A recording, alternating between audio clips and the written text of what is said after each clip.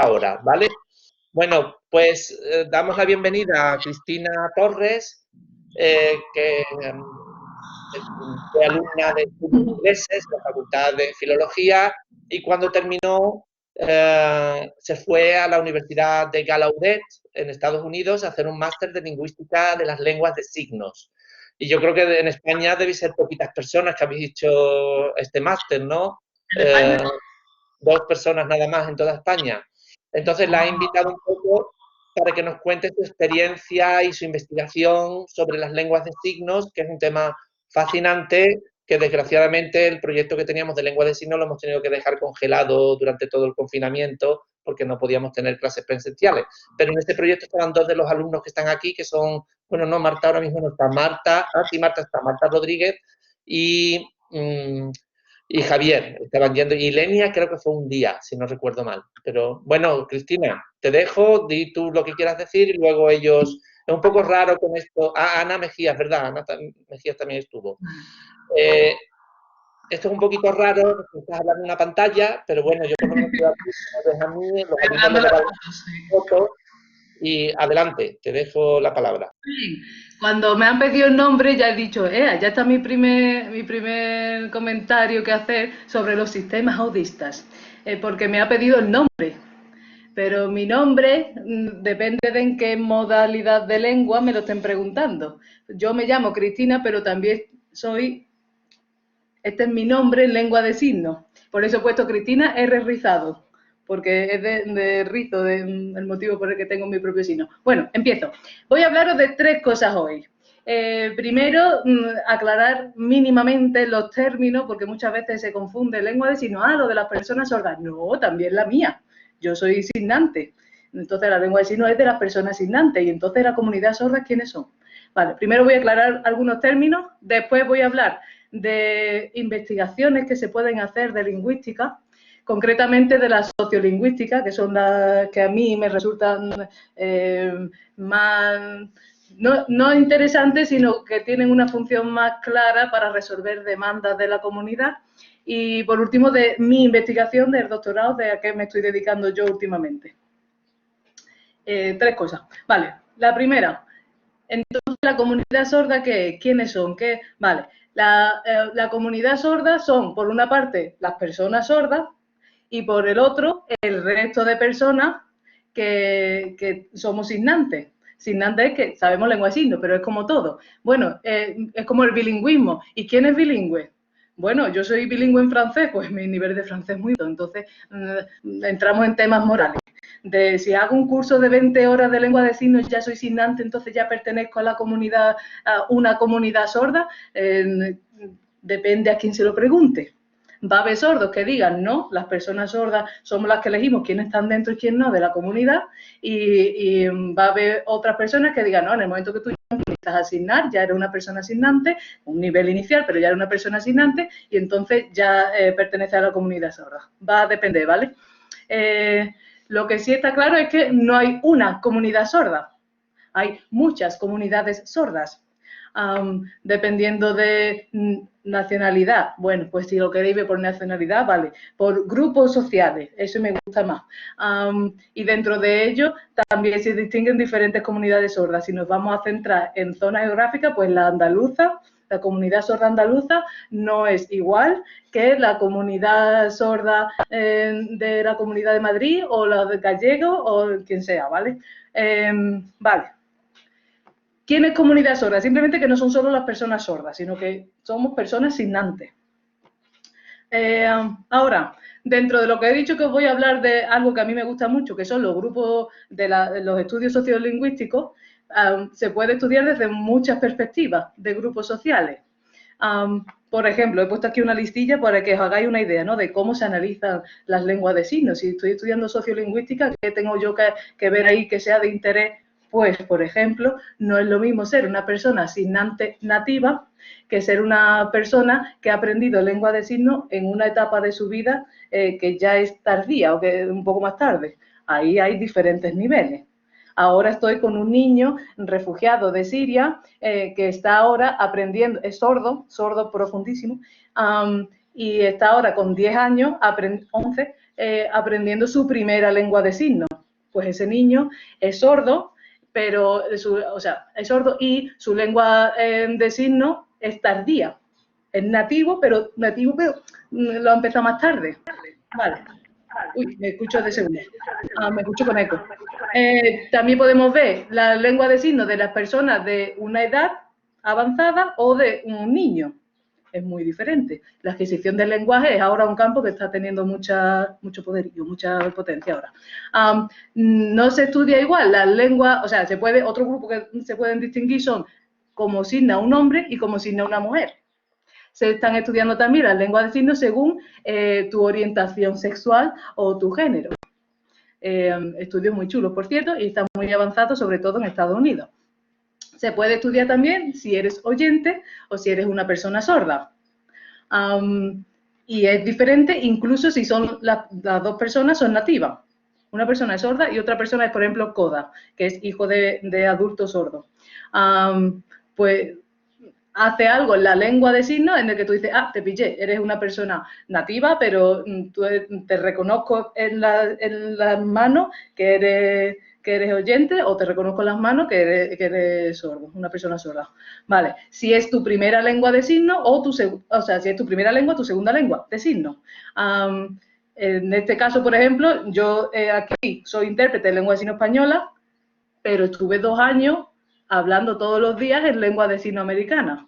Y en la Erasmus en Irlanda estudié lengua de signos irlandesa. Entonces, pues, pero como la americana era todos los días, la practicaba todos los días, pues tengo un mayor nivel de lengua de signos americana que de la irlandesa, que ya lo estoy olvidando porque no estoy allí. En cualquier caso, que se puede estudiar también, si es primera lengua, segunda lengua, de la misma modalidad, eres una persona nativa de lengua de signos y ahora estás estudiando otra lengua de signos, o eres una persona oyente que ha estudiado una lengua de signos primera y ahora estás con una segunda. Hay muchas variantes. Y por otro lado, hay un montón de estudios de otros temas de interseccionalidad, como por ejemplo la Black ASL, que es la lengua de signos americana de la comunidad negra de Estados Unidos, o la Asian ASL, que es la lengua de signos americana, pero hablada por la comunidad asiática en Estados Unidos. Aquí estamos intentándolo, hay estudios en Galicia sobre el dialecto de la lengua de signos gallego. La mayoría de materiales que existen, diccionarios, glosarios, corpus, son de comunidad sorda de Madrid. Y, por ejemplo, mi doctorado, pues son de andaluza. Vale. Ahora ya enlazo con a lo que me estoy dedicando yo. Hablo muy rápido, si hablo muy rápido veis que algo no queda claro, me podéis avisar, lo que no sé dónde sale, pero bueno. Vale. Yo digo siempre una cosa, que ahí entramos en filosofía, sobre todo con mi hermano, que es biotecnólogo, y trabaja con animalitos y los mata y esas cosas para practicar, para buscar la vacuna para nosotros. Y es sobre la ciencia que tenga por objetivo último el hacer ciencia, o la ciencia que sirva para resolver un problema actual. En mi caso, yo tiendo siempre a eso, al aprendizaje de servicio. Vamos a aprender algo, vamos a hacer algo de ciencia, algo científico, algo método científico y tal, pero que responda a unas necesidades que sabemos que existen en la sociedad. Ahí es donde siempre enfatizo que, queramos o no, somos agentes sociales de cambio. Agentes porque cada uno de nosotros decide qué va a hacer en su vida, pero sabiendo que eso está influenciando a las personas de su alrededor. Y partiendo de ahí, pues ya me fui encaminando hasta elegir el tipo de doctorado que yo quería hacer. Vale, un tipo de doctorado que está relacionado con las lenguas de signos. Pero yo, que quiero hacer aprendizaje de servicio, tengo que conocer las demandas que tiene una comunidad cuyos derechos humanos no están siendo respetados, conocer esta situación para yo, como persona aliada de la comunidad y signante, ver si puedo resolver algo. Nunca va a resolverlo todo, es imposible, pero sí poner granito de arena. Vale. Para eso, ya digo, analizar las demandas que tiene esa sociedad, que además siempre va a ser minoritaria. no puedo concebir, por mucho que a mí me gustaría, no puedo concebir un mundo en el que todo el mundo sea signante. Pues no puedo. Yo sé que en mi etapa vital voy a morir y no todo el mundo va a ser signante. Pero sé, por ejemplo, que el braille está en muchísimos sitios. No, pero aquí no lo hay igual que allí. Vale, pero si yo digo braille, se conocéis seguro muchas más cosas que si digo lingüística de lengua de signos. Y tú dices, pero si esto es una lengua, esto es un sistema de comunicación y esto es una lengua. Pues, en fin, no es cuestión de comparar, es cuestión de decir, vamos a analizar lo que hay, porque demandas en este sentido hay muchas. No las puedo responder a todas, pero la que elija, que el mundo pueda decir, bueno, pues se ha dado un pasito para adelante. Vale. Relacionado con esto, demandas de la comunidad sorda. Pues, por ejemplo, una de las grandes demandas es que los textos escritos son para personas oyentes que han aprendido a escribir. Pues igual existen, gracias a las nuevas tecnologías, textos signados. Textos signados, fotos, no, vídeos. Vídeos en los que aparece y tú vas asignando lo que sea. Pero, claro, son vídeos que, si lo piensas a nivel académico, tienen que tener unas características que los hagan decir, esto es académico, esto es informal. Pues ahora una de esas demandas es que los textos que existen también puedan existir en lenguas de signos de la misma manera. Que si yo me voy a una ley, yo tenga acceso a una ley que está en lengua de signos. Que si yo quiero leerme un libro, yo pueda acceder a un videolibro en el que yo vea en lengua de signos ese libro. Que si yo tengo en el colegio, que es ahora donde estoy yo moviéndome, ¿vale? Yo trabajo en un instituto de secundaria. Si yo estoy en un instituto de secundaria y tengo un alumno sordo, cuando se le pida a un oyente que escriba un resumen, al alumno sordo que se le diga, haz un resumen en lengua de signos. ¿Cómo se hace? Pues ahí es donde vamos. Igual que vosotros ya habéis aprendido, que si los márgenes, que si la sangría, que si el título, que si esto se subraya y esto no, que si se separa por párrafo, que si tal, pues hay muchas características en los textos signados que también hay que aprender. Y si no los aprendes, nunca vas a desarrollar la capacidad de crear vídeos en tu lengua a un nivel en el que la sociedad reconozca que eso es un texto académico de alto nivel. Esto, tenerlo en cuenta para lo que voy a decir hoy. Otra, esta es más, yo creo, como el mundo está hecho mayoritariamente para personas oyentes y personas sordas son pocas, pues que es lo lógico hasta cierto punto, que las personas sordas tengan acceso a donde está la información, que es en el mundo de los oyentes. Ante esa demanda, lo que se ha intentado toda la vida es que las personas sordas lean, escriban y lean. Y tú dices, pero leen o no leen, pero no tienen problema en la vista porque no van a leer. Ojo, es una lengua diferente. La suya, la lengua de signos me refería, también mía. Al ser un idioma que no es su primera lengua, ellos necesitan que le enseñen a leer y a escribir, pero como si fuera una segunda lengua, que además no es de su modalidad, porque ellos no tienen la modalidad oral como su primera lengua, tienen la modalidad asignada. Entonces necesitan a una persona que les explique como primera lengua de una segunda modalidad, no sé si me seguí, he ido muy rápido ahí, que les explique a leer y a escribir. El simple hecho de ir de una línea a otra es un acto que aprendemos porque alguien nos lo enseña desde muy pequeño. Y lo que pasa aquí es que las personas sordas no tienen profesorado que les enseñe desde esa posición, desde la persona profesora es una persona asignante, el alumnado es alumnado asignante y ahora voy a enseñarle a ese alumnado a leer y a escribir en una modalidad de lengua que sé que no es la primera. Y ambos estamos utilizando en nuestra comunicación la lengua que tenemos en común, que es una lengua de signos. Pues eso no existe en España. ni en muchos lugares del mundo. El mundo occidental empieza a verlo, en Estados Unidos hay mucho, pero formación pública de decir, pues yo quiero dedicarme en la vida a ser profe de leer y escribir de alumnado sordo. No existe, eso no existe. Y además tiene que ver mucho con la lingüística, porque a los intérpretes no nos forman sobre educación y a los profesores no les enseñan sobre lengua de signos. Entonces hay un gap, una laguna, que eso no está resuelto y además en España parece que la cosa va para larga y ahora más todavía. Bueno, sigo. Otro, literatura.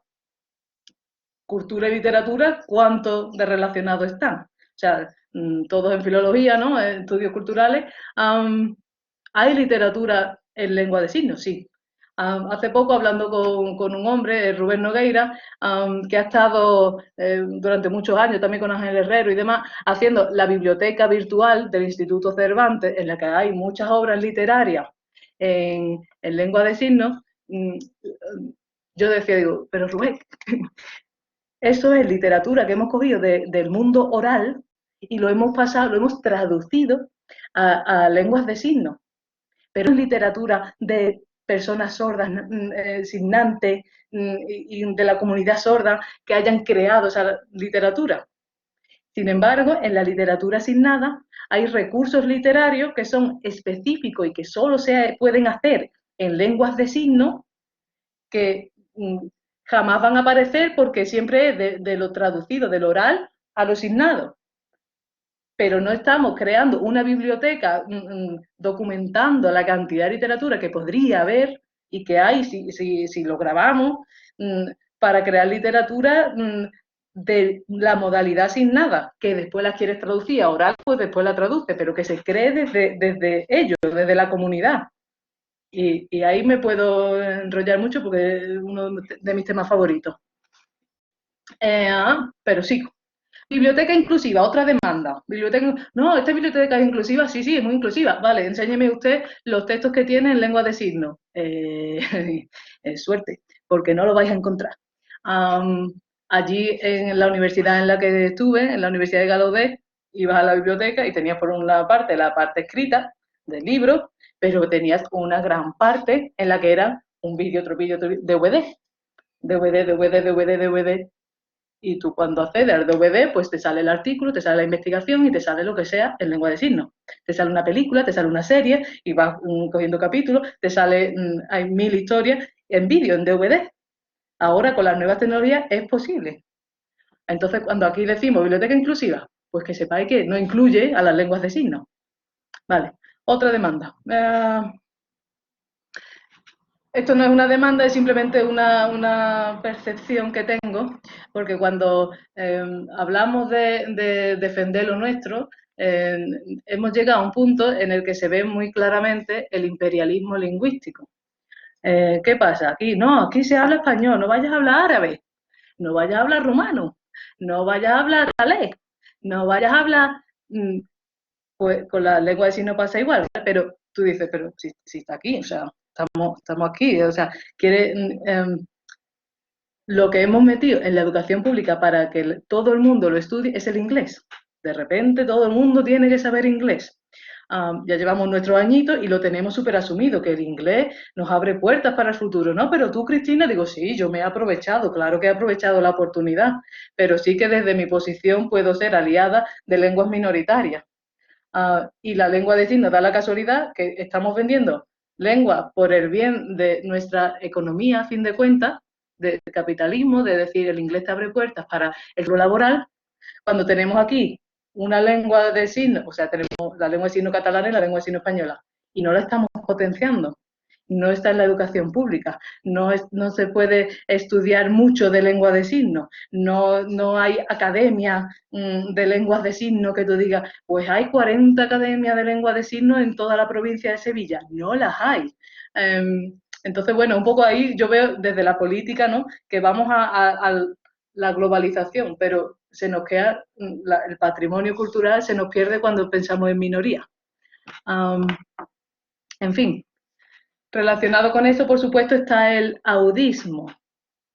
Audismo es un tipo de capacitismo capacitismo es sentirnos superior por nuestras capacidades, en comparación con otras personas que tienen capacidades diferentes, como pueden ser las personas con discapacidad, que ahora se dice diversidad funcional. Vale, dentro de ese capacitismo de ¿qué es mejor? ¿Estar en silla de ruedas o no estarlo? Tú dices que no tiene que ser mejor y peor, es simplemente que esto es lo que hay. Pero aún así tú dices, oh, directamente, no, yo no quiero estar en silla de ruedas. Alguien te pregunta si tú quieres, o sea, no es mejor ni peor, es simplemente que en nuestra cabeza lo tenemos tan asumido que esto es mejor que peor, que llega un momento en el que nos sentimos superiores. Pues eso pasa y está claramente en chistes, en frases, en nuestra propia forma de pensar, tú, ay, qué lástima, ¿no? Que tiene esta cosa, ¿no? Es diferente. Y al final es el rechazo a lo diferente, ¿no? Bueno, pues el audismo es uno de estos tipos, que es sentirnos superior por nuestra capacidad de audición. Por ejemplo, frase típica. Será sordo, pero tonto no. Será sordo, pero tonto no. ¿Qué quiere decir? Que ser sordo es algo malo, ¿no? Mm, como es sordo pero inteligente, o sea, mire cómo es la cosa, ¿no? Tengo otra, ¿no? Que es una de mis favoritas. Tengo más hambre que el Tamagotchi de un sordo. Cuando lo escuché, ay, perdón, Cristina, que no me doy cuenta que estaba tú aquí. No es cuestión de que yo no esté aquí, es cuestión de que he escuchado esa frase y me ha parecido estupenda para explicar lo que es el audismo, porque lo tenemos incluido en el lenguaje. El Tamagotchi de un sordo. Tengo más hambre que el Tamagotchi de un sordo. Está suponiendo que el sordo, como no lo va a escuchar, pues no va a echar cuenta del Tamagotchi porque no lo va a escuchar y entonces como todo depende de la audición y ser oyente es mejor que ser sordo, pues entonces no. Eso es el audismo. Otro es diálogo de sordo. ¿Diálogo de sordo? ¿Qué quiere? ¿Esto es diálogo de sordo? ¿Qué significa? ¿Que no se comunica? ¿Y un sordo no se comunica? O sea, tiene su lengua, lo pone con otra persona que también tiene su lengua y claro que se comunica. Pero no, el diálogo de sordo es que no se entiende, como algo inferior, que no hay ahí comunicación. Hay muchos tipos, ¿no? De audismo. Estoy hablando, como estamos en lingüística, del tema de audismo en el lenguaje, pero para simplemente que sepáis que existe el audismo. Y los sistemas actuales son audistas.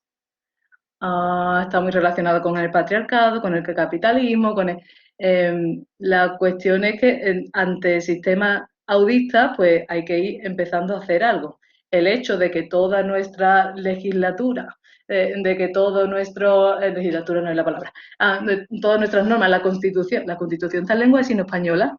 Entonces, ¿cómo espera que una persona sorda sepa de sus derechos? El hecho de que tú quieras poner una reclamación en cualquier sitio, hay opción de hacer una reclamación o una denuncia o una queja o una petición o un rellenar los papeles de Hacienda, pero que no sea en papel, sino que sea en versión lengua de signos, pues no las hay. Entonces, el sistema está hecho de manera audista, pensado para la mayoría, no para las minorías. Pues eso es algo que habría que empezar a ir trabajando para que de todas las demandas que he mencionado, pues algunas vayan empezando a ver la luz. Vale. Ante el sistema audista, pues yo mi doctorado me he centrado en uno porque a mí me ha apetecido y con ese os explico cuál es mi intención. Mi doctorado es mujeres sordas que hayan tenido experiencia de dar a luz de un parto. Pues esas experiencias quiero que me las cuenten. Habrá madres que han tenido varios partos, habrá madres que acaben de ser madres, otras que lo hacen de hace tiempo, otras experiencias de parto. Pues yo quiero analizar, o sea, quiero documentar esas experiencias de parto y luego analizarlas desde la lingüística, desde la sociolingüística, porque ya he seleccionado ahí mucho, que sea mujer, que tenga discapacidad auditiva, que sea asignante, en fin, y que sea de Andalucía. Y dentro de ese grupo en el que me he centrado, el grupo social en el que me he centrado, la experiencia de por sí, bueno, la he elegido porque me gusta, evidentemente.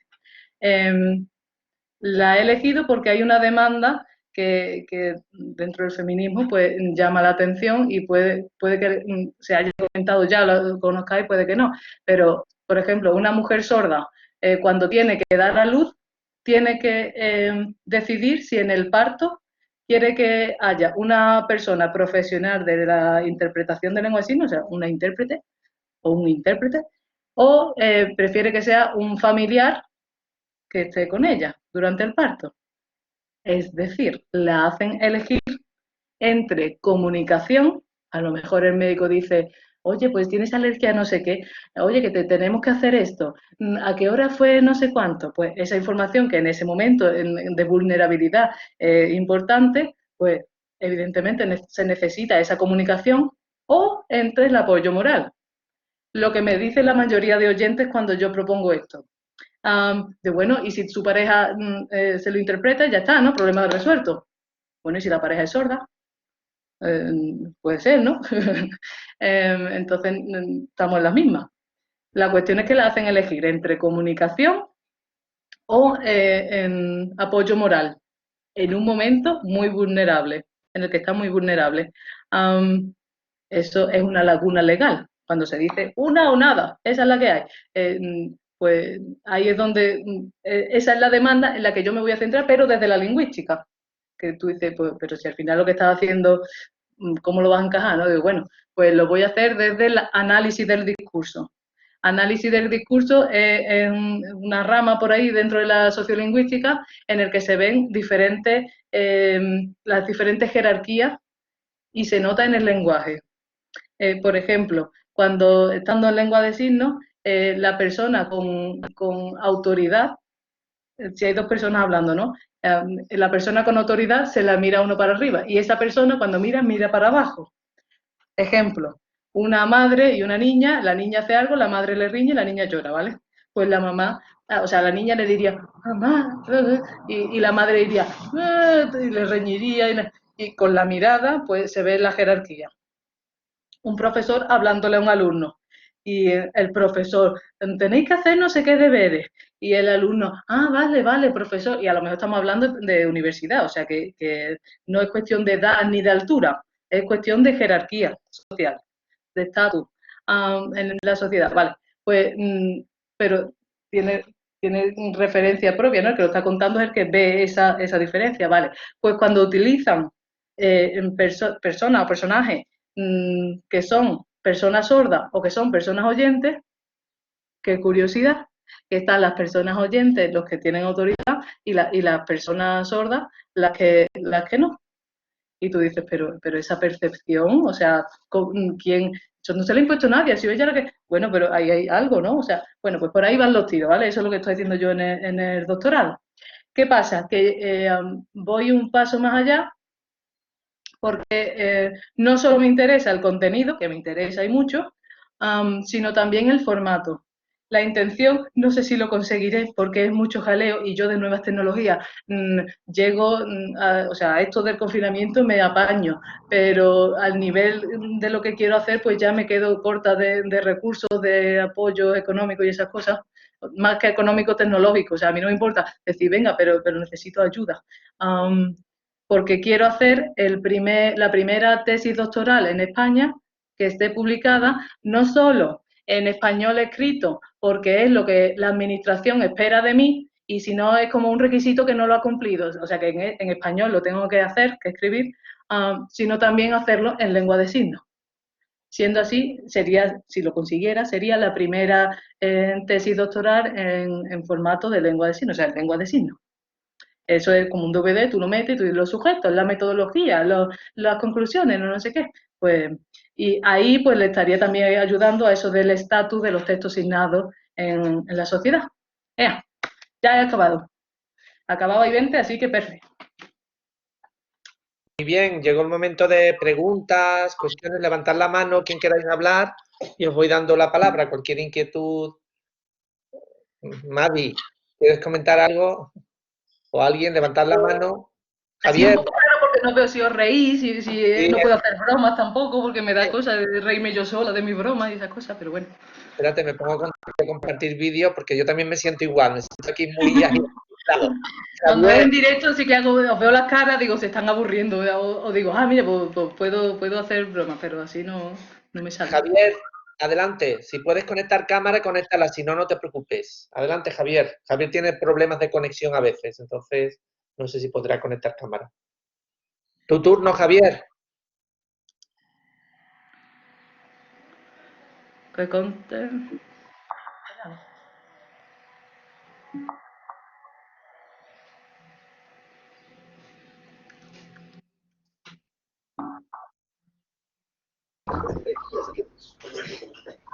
Hola.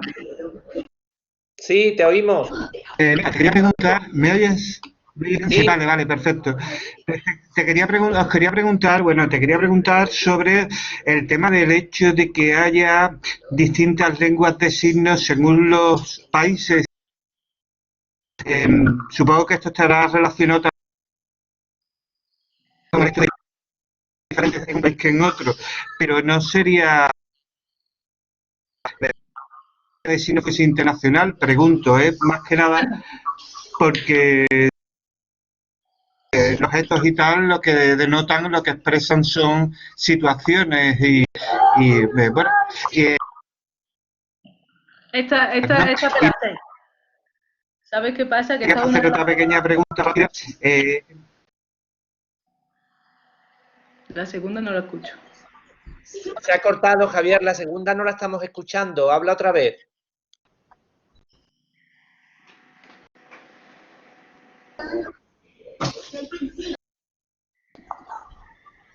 Bueno, es para, Te oímos. O La no se la segunda escucha. pregunta no te hemos oído, Javier. Escríbela La por el puede chat. escribir, sí, la puede escribir y ahora uno de los, mientras te voy respondiendo la segunda. La primera es muy fácil, ¿vale? Porque yo no le puedo decir a mi abuela que ahora lo que se habla es inglés. Entonces yo le digo a mi abuela, a la persona rumana que vive aquí en la calle de al lado, a mi familia, toda, cualquiera, al francés que vino el año pasado, digo, mira, que a partir de ahora hemos decidido todos los oyentes que el idioma que tenemos que hablar es este.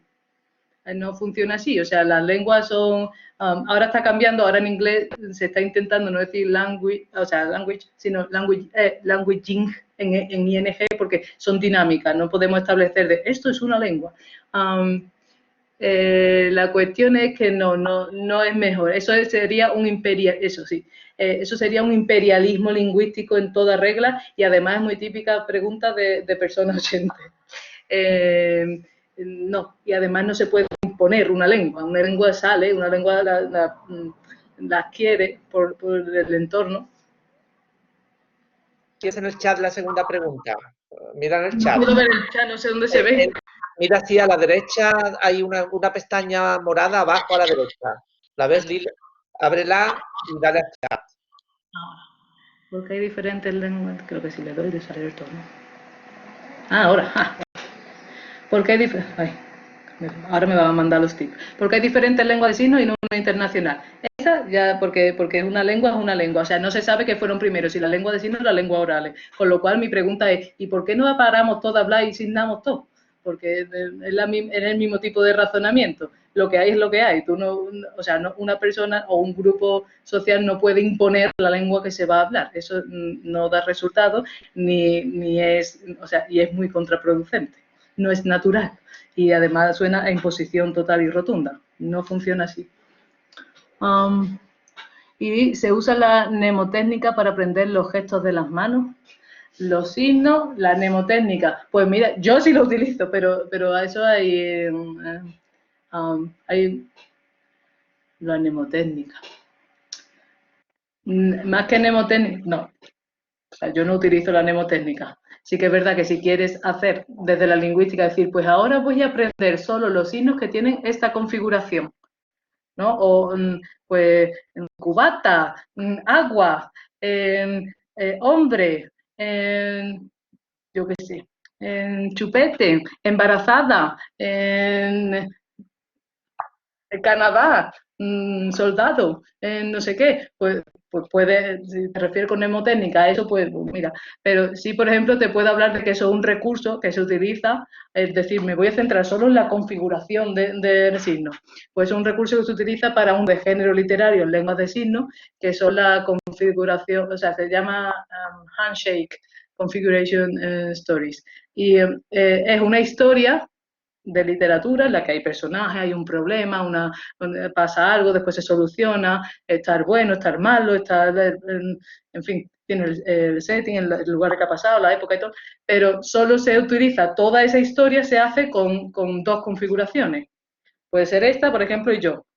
Pues a un hombre, yo, no sé, no sabría inventarme ahora una, pero si con eso está relacionada con la pregunta de mnemotécnica, pues mira, pero mnemotécnica para aprender, si no te refieres a aprenderlos, ¿quién? ¿Una persona oyente? Porque desde luego un nativo no. Un nativo lo adquiere. Un nativo lo ve y va aprendiendo. No tiene, la iconicidad es algo en lo que pensamos mucho cuando somos oyentes, pero después, si te fijas, no, los signos más icónicos suelen estar relacionados con los signos que se adquieren a edades tempranas.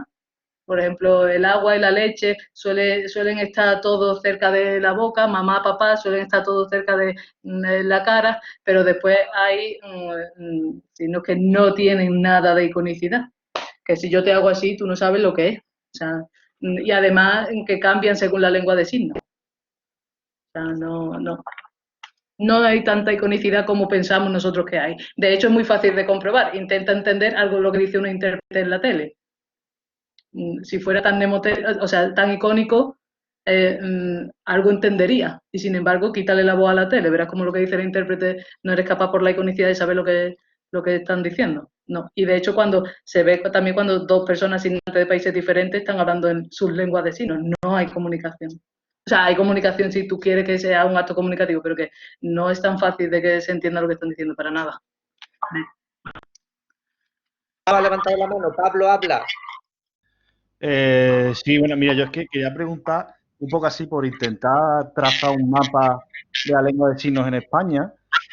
¿Qué nivel de comprensión podría tener, por ejemplo, una persona sorda que sea signante con una persona de Cataluña? ¿Llegan a comprenderse perfectamente? ¿Hay muchas diferencias? Hay mucha diferencia. ¿Y por qué? Porque además coincide, porque muchas veces coincide con... Las zonas coinciden con incluso otras lenguas que se hablan en España, por ejemplo, en el País Vasco, en Cataluña. ¿Esto tiene algo que ver con que haya diferentes lenguas o simplemente ha sido una cosa arbitraria o que ha surgido de la misma manera que surgen las otras lenguas? No estoy familiarizada con la lengua de signos catalana, pero sí te puedo decir que entre la misma España hay mogollón de dialectos y llega un momento en el que tú estás viendo un vídeo y tú dices, ¡buah! Ojalá pudiera entender los signos que ha dicho, porque me he perdido la mitad, porque son signos muy característicos de la zona en la que se ha dicho. Si miras vídeos o sea, que se han hecho en Madrid, llega un momento en el que me pierdo signos que son relevantes y digo, ¿qué quiere decir esto? Y si eso pasa en la misma zona en la que se utiliza la misma lengua de signos, imagínate cuando cambia.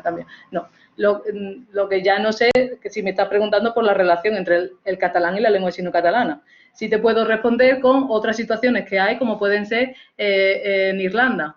En Irlanda, por un lado, está o sea, esto sí espero más o menos intuyo que lo sabéis, ¿no? Lo que es Reino Unido, Gran Bretaña, con su Irlanda del Norte y lo que es la República de Irlanda. Bueno, pues en Irlanda del Norte se habla lengua de signos británica porque pertenecen a Gran Bretaña. Sin embargo, están en la misma isla que está la República de Irlanda, con lo cual también se utiliza la lengua de signos irlandesa. ¿Qué pasa? Que ha llegado un momento en el que la tele está en lengua de signos británica, pero cuando van a hablar con personas de la República de Irlanda, pues la lengua irlandesa, y hay bilingüismo ahí. Pero yo, que solo he aprendido lengua de signos irlandesa, me pongo a ver una persona de lengua de signos británica y no me entero. Hay otros muchos más casos. Por ejemplo, en Bélgica, pues tenemos la lengua de signos flamenca y del Dutch y la lengua de signos de Bélgica, que está la francesa, es otra de ellos. No sé ni cómo se llama ahora mismo. En fin, puede que vaya por zonas, pero puede que no, puede que haya influido de alguna manera, si lo quieres ver así, pero tampoco, porque es que no se sabe qué fueron primero, si las lenguas de signos o las lenguas orales. No sé si he respondido. Perfecto. Si puedo decir también que están pasando cosas muy curiosas. Por ejemplo, fui a Melilla, y en Melilla yo directamente cuando voy a un sitio busco sordos, ¿vale? Porque personas sordas, porque en fin, mi tema, ¿no? En la asociación no estaba aquel día, pero sí que estaba una persona sorda que trabajaba allí limpiando y hablándonos. Yo le decía, digo, bueno, y aquí vienen personas de Marruecos sordas, y me dice, sí, nosotros las dejamos que vengan. Eso sí, las obligamos a que si quieren venir aquí, porque aquí donde está la información, tienen que hablar en lengua de signo española, en la lengua de signo marroquí no.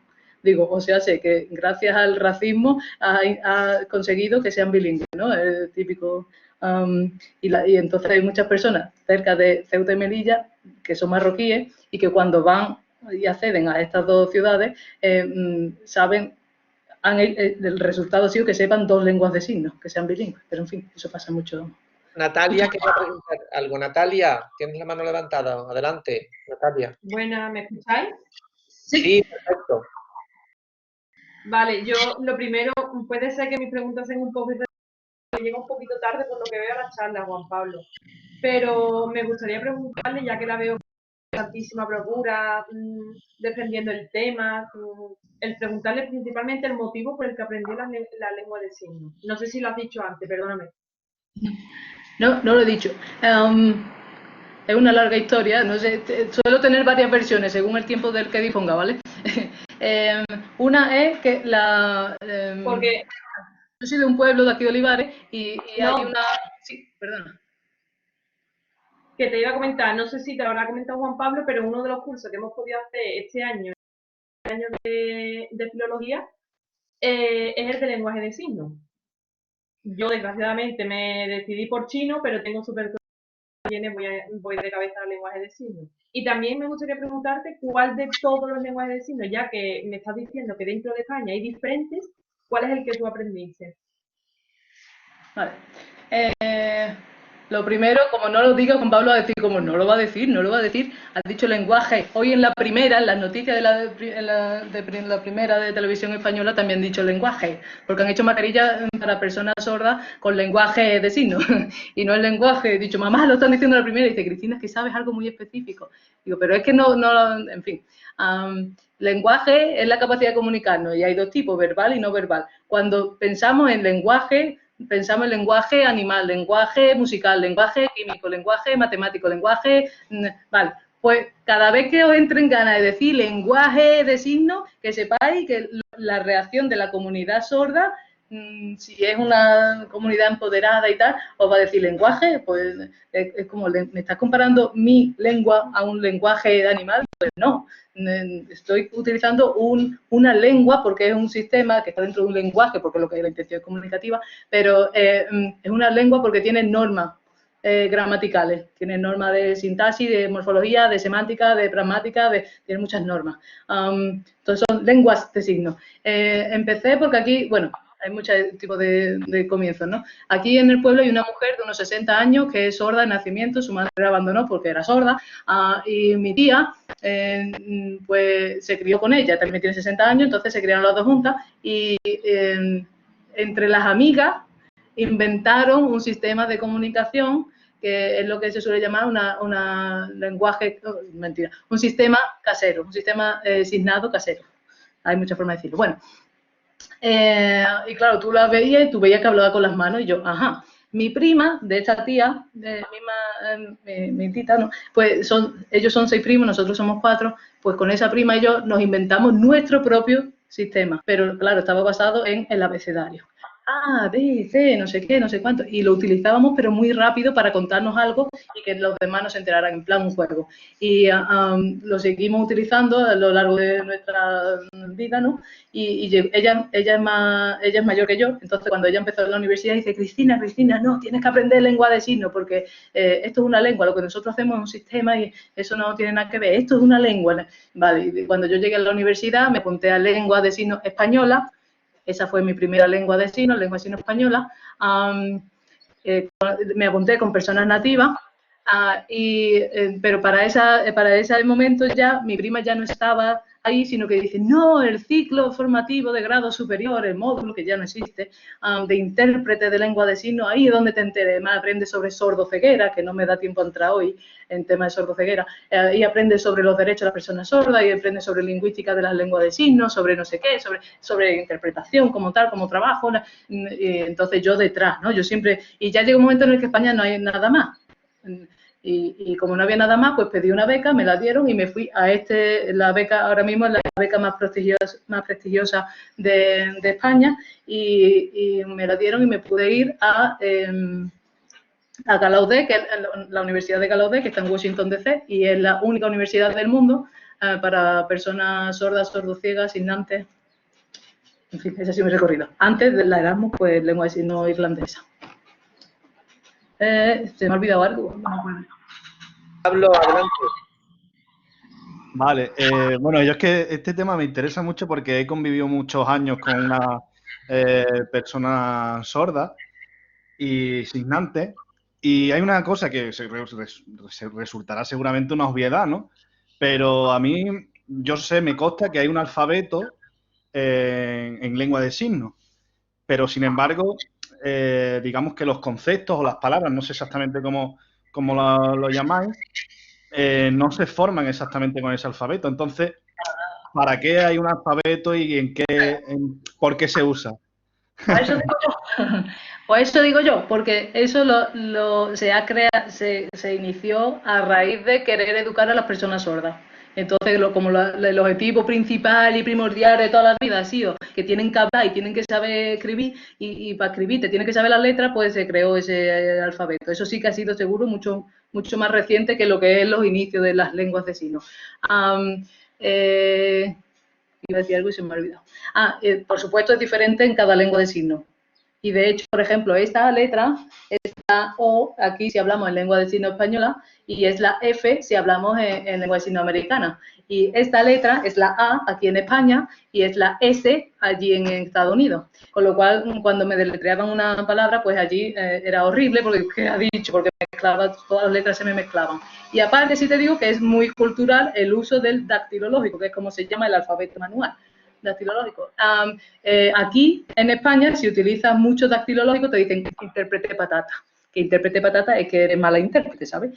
Y se meten contigo la comunidad como diciendo, lo está deletreando todo y eso no es lengua de signos, esto no les gusta, no tienden a no gustarles. Sin embargo, en Estados Unidos sí que es y te deletrean, pero que no llega un momento en el que también se evoluciona lo que es el mismo deletreo. Y de hecho hay signos en la lengua de signos española que etimológicamente empezaron siendo un deletreo como tal, pero que con el paso del tiempo se ha terminado convirtiendo en un signo que ya no es un deletreo, ahora es un signo. Por ejemplo, esta es la L y esta es la Z. Antiguamente se deletreaba lápiz, pero ahora es un movimiento que yo cuando lo aprendí yo no me di cuenta de que eso era. Y sin embargo, cuando ya me explicaron lingüística y ya me dijeron, claro, ya tenía sentido como, la L con la Z, lo que pasa es que llega un momento, es que no sé cómo poner, no he elegido la mejor rapa, pero esto, hay otro. Pues el autobús me dijeron allí que era así, y yo, pues esto es un autobús, pues vale, y viene de la B, la U y la S. Pero claro, a mí me lo hacen y de hecho, si no me lo dicen, yo no me di cuenta que esto es un autobús, vaya.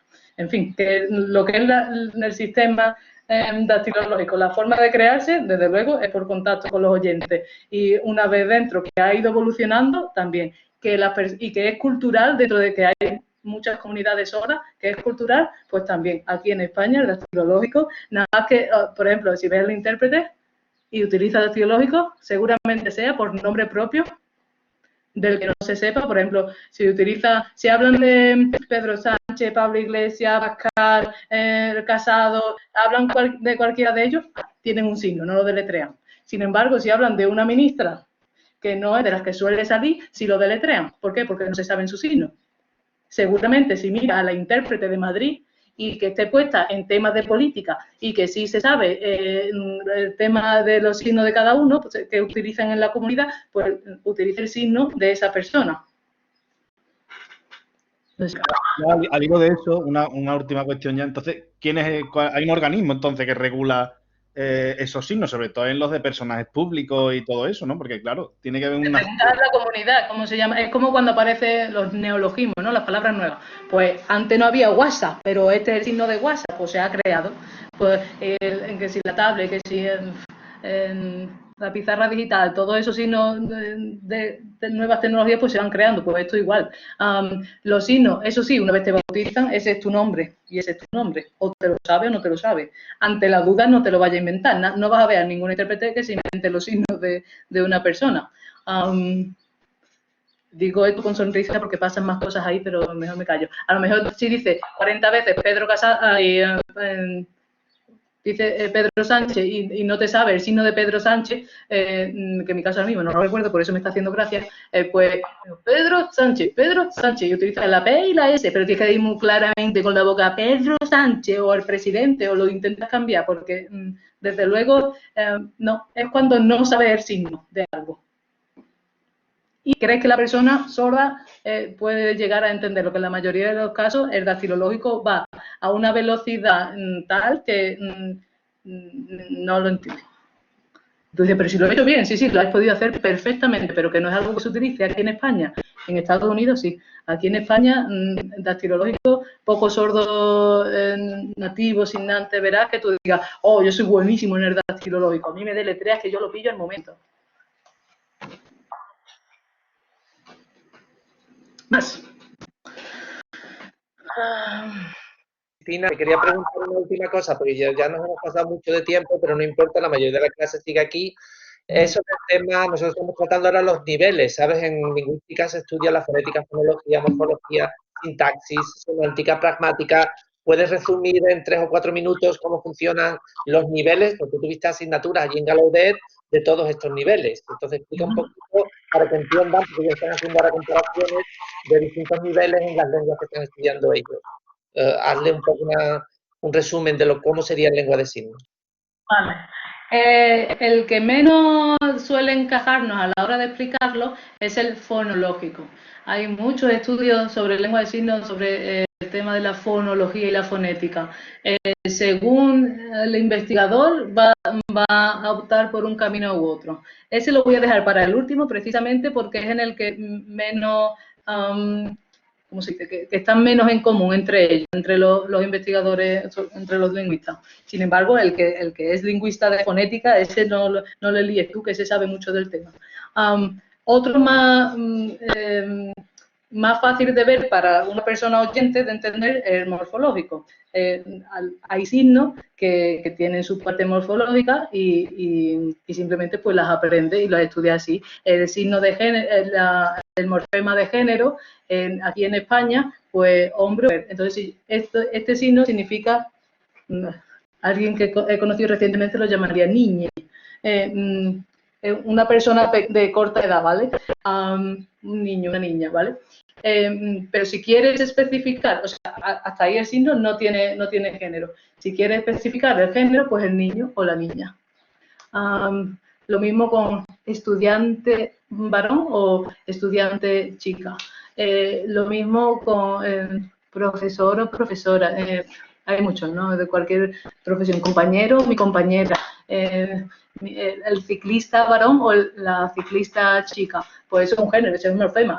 Hay otros muchos. Con el tiempo hay mucho. Por ejemplo, en lengua sinoamericana, esto es un mes, estos son 2 meses, estos son 3 meses, estos son 4 meses, 5 meses, 6 meses, 7 meses. Vale, pues entonces hay aquí algo de que tú lo ves y tú dices, pues esto es un morfema. No sabemos de qué, pero eso es un morfema, un tipo de movimiento en el que se está viendo y ya después le metes el número, ¿no? El morfema de número. Pero es muy complejo.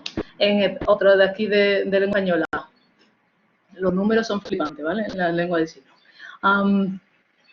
El 20 es este, el 15 es este, y tú dices, no, los números tienen que ser muy fáciles, lo vas diciendo, no funciona así. Este es el 16, 15, 20, ya te digo, tú dices, no lo veo.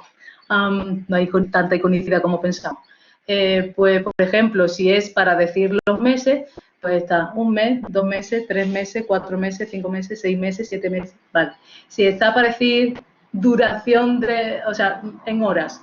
1 hora, 2 horas, 3 horas, 4 horas, 5 horas, 6 horas, 7 horas, 8 horas. Te lo estás girando y te estás hablando de horas. Pero en ningún momento has dicho horas durante 8. O sea, 8 durante, ¿no? Te está diciendo duración de 8 horas. Entonces tienes que distinguir el morfema de duración en horas y después con el número. Hay otros muchos morfemas, no sé ahora mismo cómo explicarlo. Sintaxis, es el que entendemos muy fácilmente porque hay mucha relación entre las lenguas de signos y las lenguas orales, que es ponerte a analizar el arbolito. Te pones a analizar el arbolito, en lengua de signos es obligatorio el sujeto, igual que lo puede hacer en inglés, con todas sus excepciones. Pues empieza pues, yo, manzana, como. Pues venga, pues primero va el sujeto, después va el objeto y después va el verbo. ¿Vale? Pues igual, pues se analizan en lenguas de signos.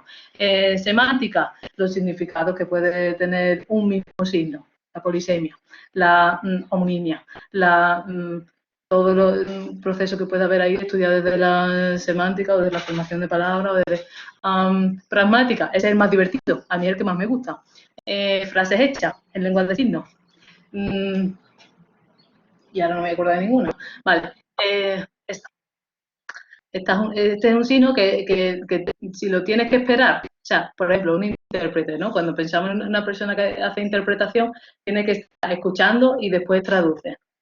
Pues, pero en ese proceso nunca va a aparecer signos que no existen en la lengua de la que parte. Entonces, si lo vas a poner, lo estás añadiendo tú. Y por ejemplo, el signo de que algo ha acabado es este, de fin. Pero si ha acabado y hay algo de placer relacionado, es como, ha acabado, pero bien acabado. Pues si la intérprete utilizan este signo, es porque lo han metido ella. La mayoría no lo utiliza. ¿Por qué? Porque en la lengua oral no lo hay. Y sin embargo, entre los sordos sí que aparece mucho. Otro, bueno, hay uno pero lo que pasa es que este no me gusta tanto porque se ve muy claro que viene del español, que es mi amor platónico. Este es el signo de amor, que es el dedo corazón en el corazón, y esto es un plátano, ¿vale? Pues entonces dice mi amor platónico. A mí este me da mucho coraje porque sé que viene del escrito, del español, pero pues la pragmática. La adquisición del lenguaje, desde luego, es una de estos que también le están dando mucha caña, como decía, de cómo aprenden los niños lengua de signos siendo bebés. Y es muy divertido, ¿no? Porque se les ve así que tú dices, quiere hacer este signo. No sé si se me ve bien. Quiere hacer este signo. Y no le sale, y entonces se mira y dice, espera, te lo voy a poner bien, lo voy a poner bien. Y cuando vuelvo aquí ya se le ha ido otra vez. Y entonces lo vuelvo a poner así y se ve el proceso. Por ejemplo, de nuestros deberes allí en Galaudé era ¿qué signo aprendería primero un niño? Según lo que hemos estudiado, porque se estudia según pues, lo más fácil es el movimiento, después va la posición en la que se genera el signo y después va la complejidad en cuanto a si hay contacto o no hay contacto con el cuerpo, ¿no? Entonces, ¿qué aprende primero? Que tiene mucho de movimiento, es el amarillo. Que es de vaca, que además de movimiento tiene la posición, o no me acuerdo cuál era el otro. Entonces, ¿qué aprende primero? Y tú, ajá, pues es una buena pregunta. Y tienes que aplicar lo que has aprendido en adquisición de lenguaje. En fin, hay muchas cosas. Más o menos. No te queremos, que llevas ya 1 hora. Muchísimas gracias por conectarte con nosotros. Sé que estás ahora preparando oposiciones a tope, ¿no? Bueno, ahora mismo ya no tan intensamente, pero porque no se van a celebrar este año finalmente, lo han pospuesto el año que viene. Vale. Ahora un proyecto ficticio. Muchísimas gracias. Esta grabación la voy a subir a YouTube para que tengamos los subtítulos, ¿vale? Pues la pondré privada para que sea solo para la clase y eso. ¿De acuerdo? Muchísimas gracias. Ha sido muy interesante todo. Chao. Pues nada, gracias a todos los... Han aguantado aquí casi toda la clase, como llevamos 25 minutos extra de hoy. Gracias, Cristina. Hasta luego. Adiós.